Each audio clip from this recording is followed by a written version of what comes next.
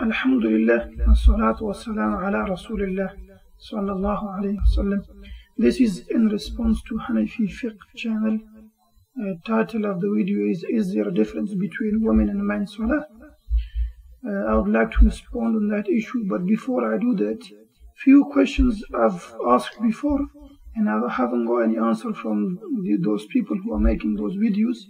The person whose name is Sheikh something, I would ask him simple question: is he a mujtahid?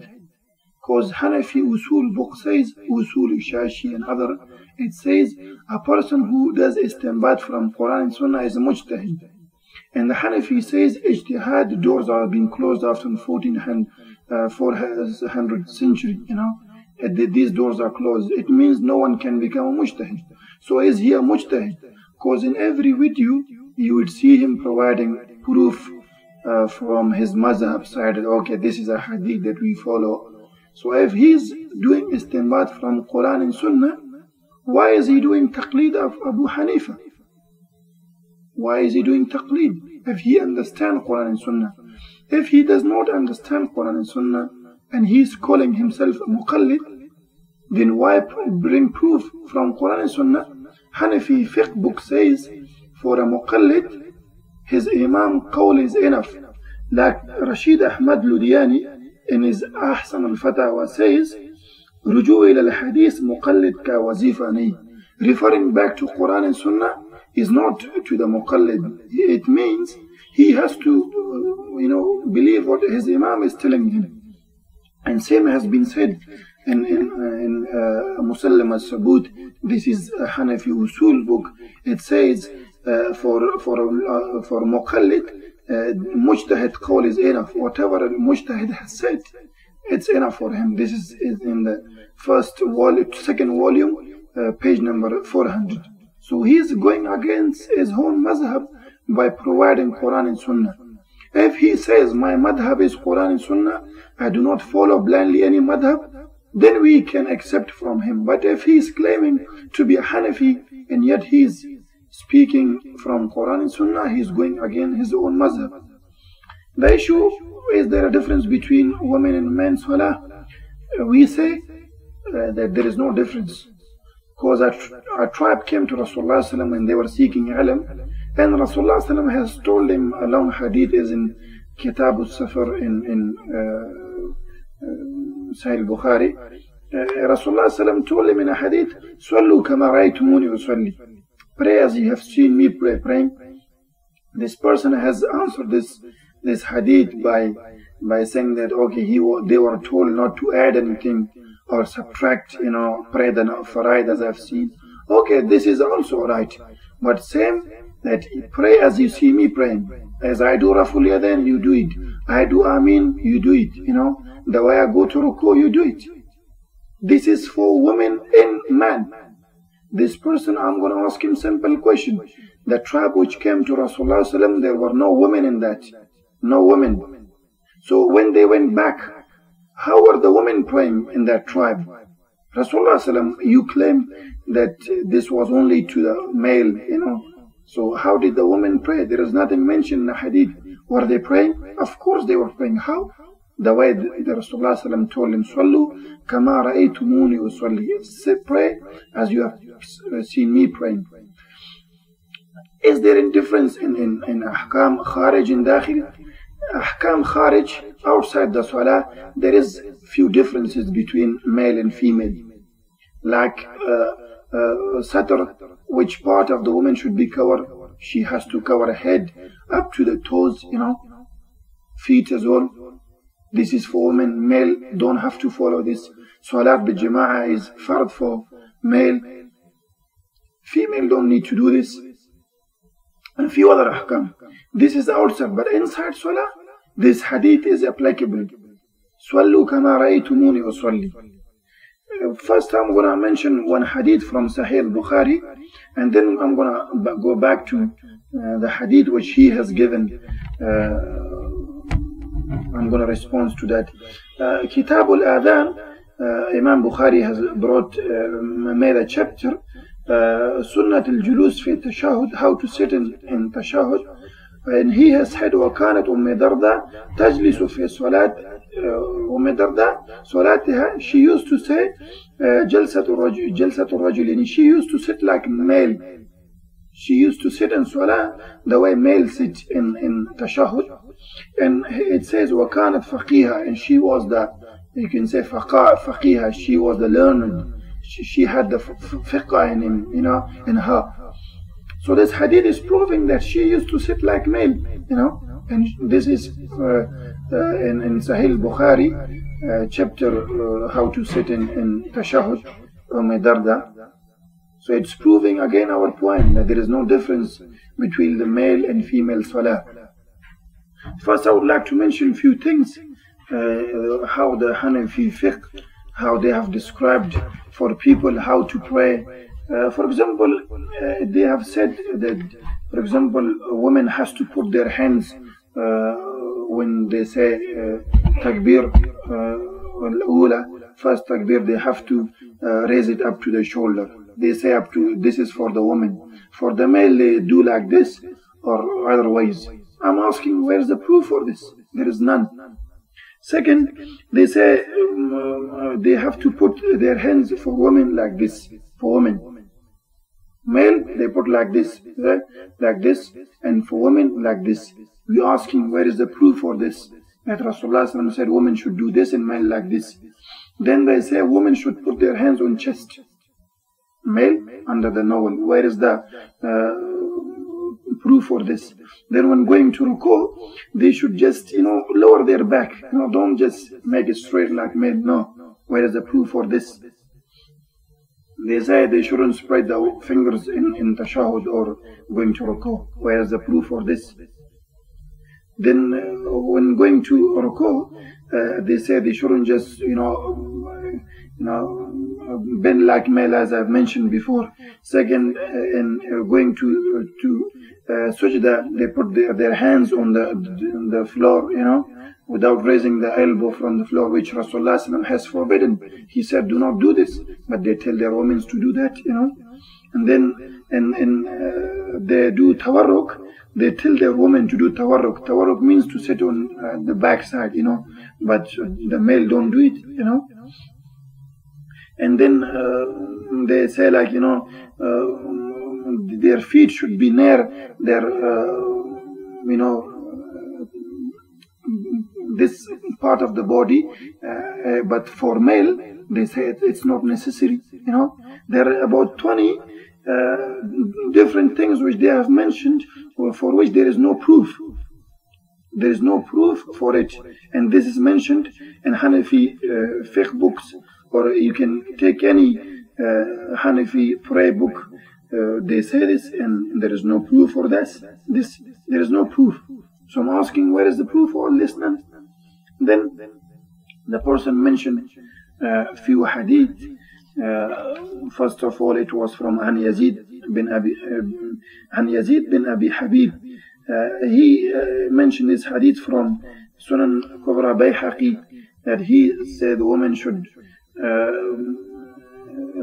put their feet on the floor and tie their body. He presented this to support his view that women should not do sujuda like men.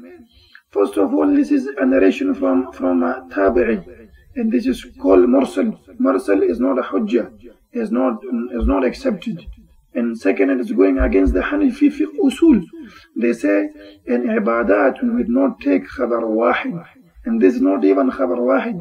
This is a mursal, and mursal is in usul hadith is counted as da'if. Second, in the sanad of this narration is a narrator by the name of Salim bin Ghailan, and ulama have said about them, he's mutakallam fi. They have spoken about it. Imam Darqutni has called him matruk in Mizan, second volume 113, and even Hanafi scholar by the name of Ibn Turkmani Hanafi in his book Al-Johar Al-Hanafi, second volume 233, and Hafiz ibn Hajar has said this hadith is not authentic. This narration from a tabi'i is not authentic. So there is no proof for him to take istidlal from this hadith that she should pray like this. Again, he gave an example from, I think, Ibn Umar radiallahu anhu, narration from Kanz al-Amal, that women should put their feet and tied, like, so you must have seen women how they pray. He presented this hadith from Kanz al-Amal from Abdullah ibn Umar. This hadith is also weak, is not sahih. There's a narrator by the name of Hakim bin Abdullah.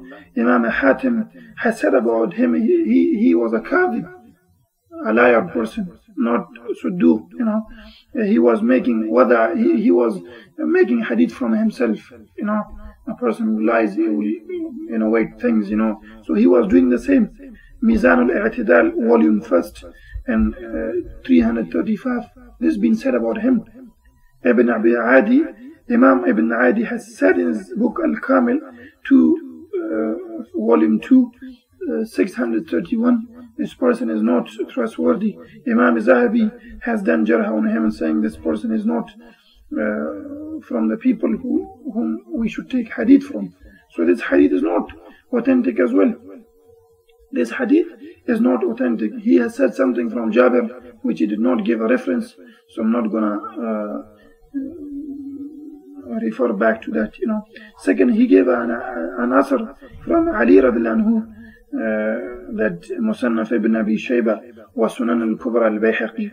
He said, Ali radiallahu anhu says, إذا سجدت الامرأة فلتفز, she should put the two thighs together and go to sujuda. He gave this from Sunan al-Bayhaqi. This hadith is also not authentic. There is a narrator by the name of Haris al-Awar. Ulama have called him a kadhib. Imam Shu'bah, Imam Ibrahim, and Imam Abu Ishaq has called him a kadhib. You can refer back to Mizan al-I'tidal, volume 1st and 435.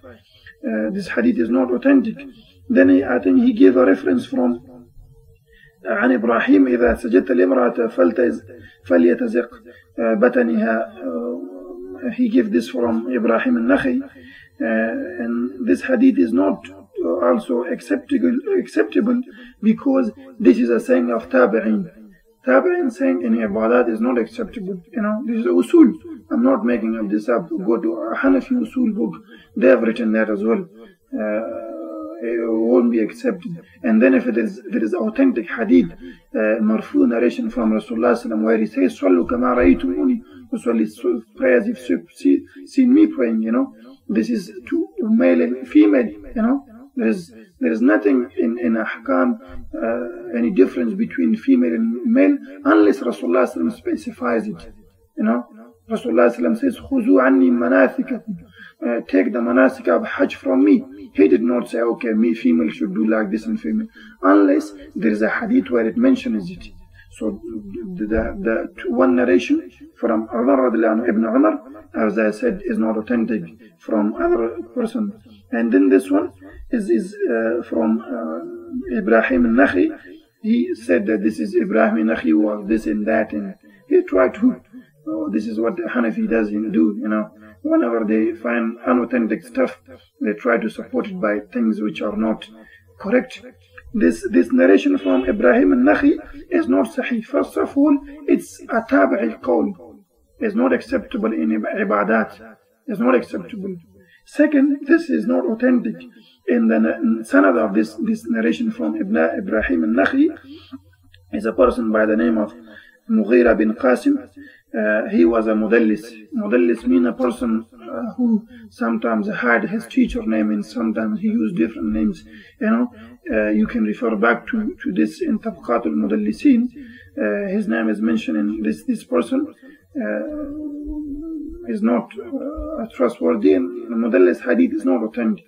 In usul hadith, if a person does tadlis, his narration will not be acceptable unless there are other shawahid to support that view. Then he presented a narration from Mujahid. كان يكره أن يضع الرجل بطنه على فخذيه إذا سجد كما تشيع الامرأة. Musannaf ibn Abi Shayba, he narrated this from Mujahid. this is not authentic as well.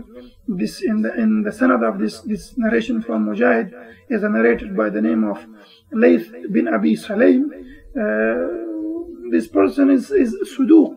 He was a trustworthy, but in the later stages of his life, they used to do ikhtilat with him. He would confuse the narration, matan of one hadith, and he will bring it to other one. So such kind of narrator, when they do such things, is not acceptable to take hadith from him. So in the later stages, this person was, his hafaza, you can say, became weak, and he used to do ikhtilat, mixed narrations. So a hadith would not be taken from him. And I think this is what he mentioned. And before he started his lecture, he mentioned few hadith like لا تقبل الصلاة الحائض إلا بخمار. A woman salat is not accepted unless she is covering her head. Yes, these are ahkam outside the salah. We accept this as well. Outside salah, she has to cover. And then he mentioned that a woman praying in her house is better for her. Yes, we accept that it's better for her. And I'm not sure how did he say that it's allowed for women to go to masjid, because hanafifiqh says it's makruh for women to go to masjid, and he has gone against his own mazhab. So this is ahkam khariji. Outside the salah, women has to do those things, And second, in salat, Rasulullah has said, if imam makes a mistake, she has to clap. This is something to do with giving fatha to imam, that he made a mistake. There is nothing to do with salat, how she's praying. So again, this has nothing to do. There is another hadith people present: خير الصفوف الرجال أولها وشرها آخرها وخير الصفوف النساء آخرها. Best saf for a male is first, and the last, the shara is the last one. For female, the last is best. This again has nothing to do with Sallu kama ra'aytumuni usalli, pray as you have seen me praying. So alhamdulillah, I think I've answered everything which he has mentioned. And again, I've put in a few questions for him. Prove to us from hadith that women should raise their hands up to their male hair. Prove to us from hadith that a woman should put hands like this. Prove to us from hadith that women should put their hands on the chest.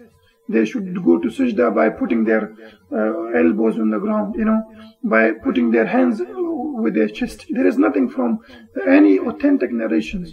Whatever he's presented from the narration, alhamdulillah, I try to answer them, and I think this will be enough to refute his claims.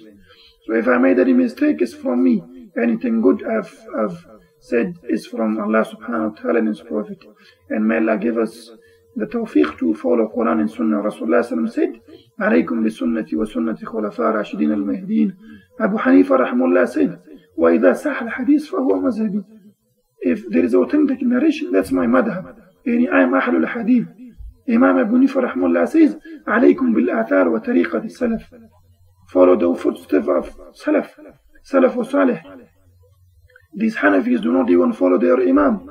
Imam Abu Hanifa rahimahullah says, for Imam it's not allowed to take, you can say, salary from a masjid. If he's an Imam, is not allowed to take salary. But these Imam who claim to be following Abu Hanifa, they take salary, So they don't even take. I can give many examples. For example, in Aqidah, you can go back to Darul Ifta from India, darulifta.com. A person has asked a question that why don't we follow Abu Hanifa in Aqidah? You might not know, and many people know, that the Hanafis, Deobandis or Barilwis, any Hanafi, they do not follow Abu Hanifa in Aqidah. In Aqidah they don't follow, they follow Abu Mansur al-Maturidi. And they've asked a question, a person has asked a question, why don't we follow Abu Hanifa in Aqidah? Darul Ifta, you go to the section of Aqidah, I think page number 4, if I'm not wrong. The person has asked, why don't we follow him in Aqidah? The Mufti has answered that many people are expert in a field, and Abu Hanifa was not expert in the field of Aqidah. A'udhu billah. Can you imagine a person whom they claim to have explained deen for them? He was not expert in Aqidah. So may Allah make us follow Quran and Sunnah, and follow Salafus Salih. And any person who has made mistake, forgive them, and we don't follow their mistakes. Assalamu alaikum wa rahmatullah.